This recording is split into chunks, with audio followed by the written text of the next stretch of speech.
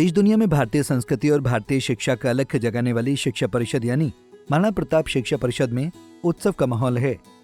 गोरखपुर में महाराणा प्रताप शिक्षा परिषद के 92वें संस्थापक सप्ताह समारोह की धूम है।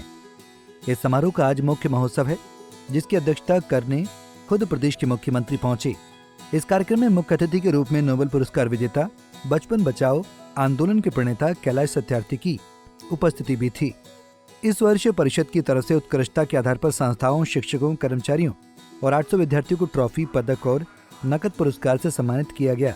मुख्य महोत्सव और पुरस्कार वितरण समारोह की शुरुआत 9:30 बजे हुई। समारोह के शुभारंभ कार्यक्रम की अध्यक्षता कर रहे मुख्यमंत्री सीएम योगी ने कहा कि दुनिया उसी का अनुसरण करती है जो खुद को उसके अनुरूप तैयार करने का मादा रखता है। बता दें कि 1932 में पूर्वी उत्तर प्रदेश में शैक्षणिक पुनर्जागरण के ध्येय से ब्रह्मलीन गोरक्ष पीठाधीश्वर महंत दिग्विजयनाथ द्वारा स्थापित महाराणा प्रताप शिक्षा परिषद के 52वें संस्थापक सप्ताह का शुभारंभ 4 दिसंबर को मुख्यमंत्री योगी आदित्यनाथ की अध्यक्षता में आयोजित कार्यक्रम के साथ हुआ था, जिसका आज मुख्य महोत्सव है।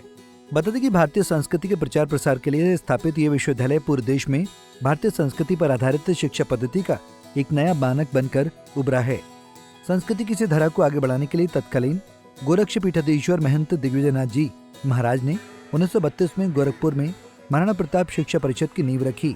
उस महान शख्सियत की दूरदृष्टि थी कि देश जब आजाद होगा तब तक देश की व्यवस्था चलाने के लिए भारतीय शिक्षा संस्थानों से निकले युवाओं की फौज तैयार मिलेगी।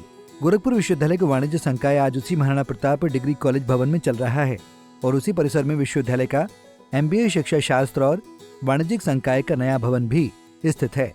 आज मुख्य महोत्सव में पहुंचे सीएम योगी ने यह भी कहा कि देश को आगे बढ़ाने की जिम्मेदारी सिर्फ सरकार की ही नहीं होती है, संस्थाओं और व्यक्तियों को भी इसकी जिम्मेदारी उठानी होती है। आज महाराणा प्रताप शिक्षा परिषद गोरखपुर के माध्यम से पूर्वी उत्तर प्रदेश के अलग अलग हिस्सों में करीब 35 से 40 संस्थानों को संचालित हो रहे हैं, जो राष्ट्र के निर्माण में अपनी अहम भूमिका दे रहे हैं। Bureau report, Punjab Kesari TV.